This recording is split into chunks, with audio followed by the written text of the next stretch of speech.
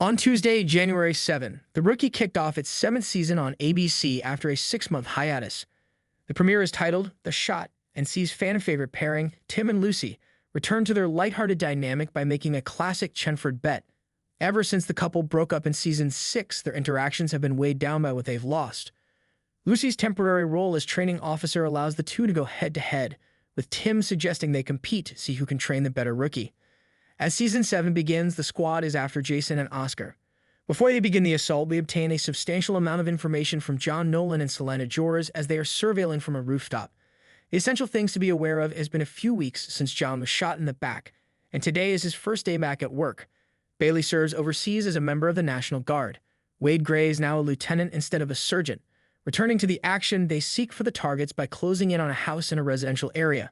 Boom. When they break through the doorway, an officer is down and the people inside are heavily armed. After a ceaseless gunfight, one of the crooks manages to slink away as the team eliminates the others, until Nolan crashes into her with a scooter and brings her into custody. Oscar and Jason, the top priority fugitives, are regrettably not located. Tim Bradford, the tough guy training officer, describes our new rookies at the station as a peacock and a fainting goat. A so-called fainting goat, Seth Ridley, is a shy but committed trainee who aspires to assist others but appears to be struggling to make snap decisions when under fire. The peacocking cowboy, Miles Penn, is a former Texas police officer who traveled to Hollywood in search of fame and views himself as a rookie in name only. For their training officers, Bradford and Lucy Chen, they ought to prepare a few surprises. Lieutenant Gray utilized his new role to influence Chen to get promoted because they needed another TO. He persuades her that doing undercover work is a temporary favor that will only help her when a detective position becomes available, even if she still wants to undertake it.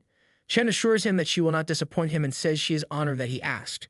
When Bradford learns, he gives Chen advice and she says, "Thank you, but no thanks," and promises to educate her rookie using a more modern approach. Who will train the better rookie? The Sophia Hardis.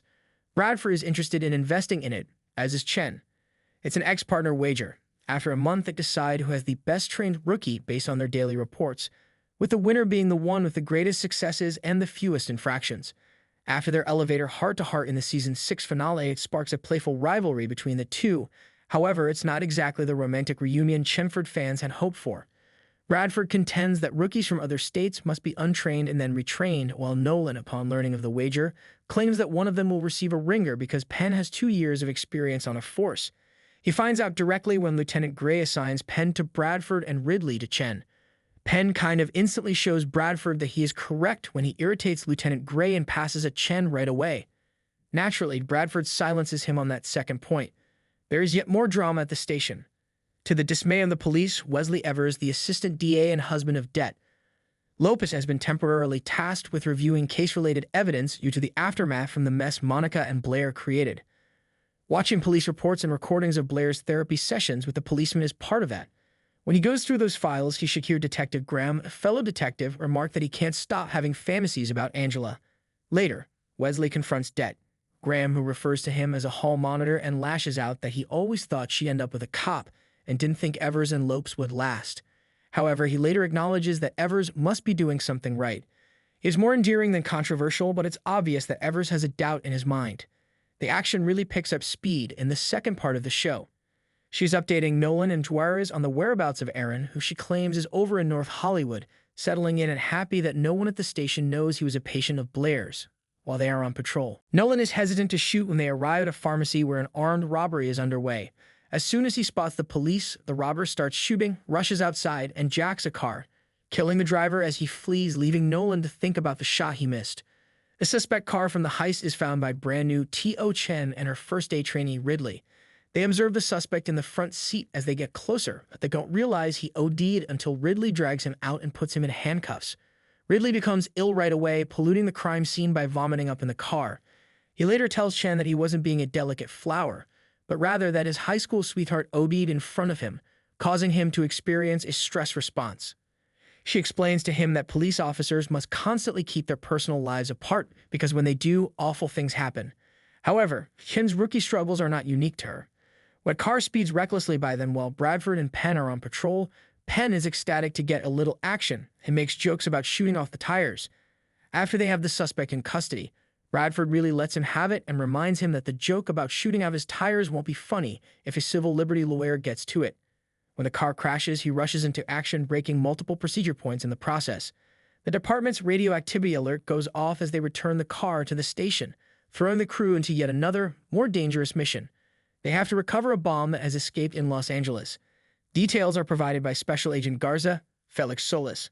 A suitcase containing a Cold War artifact from Ukraine that was slated for demolition landed on a cargo ship from Eastern Europe 12 hours ago. It was supposed to be deactivated in Oklahoma with a safe convoy, but the nuclear vanished at the port just before sunrise. We get one more of the Rookie's signature action set pieces in the streets of Los Angeles as they pursue a trio of criminals in possession of the nuke, followed by a massive shootout in the center of the city. Following a brief period of deception, in which the team eliminates some accomplices at a location without the bomb. Nolan, who had been questioning himself all day, makes the crucial shot to eliminate the other two suspects after Chen eliminates one of the three. After securing the explosives, the Season 7 opener of The Rookie concludes with a few more character moments. In a flirtatious last moment, Bradford and Chen display some of their smoldering chemistry as they swap notes on their rookie's difficult first days and almost make eye contact. When he asks Lopez whether she's happy, they have a romantic and sultry time together when she's lying in bed at home. Lopez is reading a bit of sultry literature called Seduced by a Sniper. Nolan, who it's obvious the missing Bailey at home, leaves a charming voicemail for her. One final revelation for a novice is that in spite of his bluster, Penn is homeless and lies in his van. There's no way that will work with Bradford, so he had better be skilled at keeping secrets.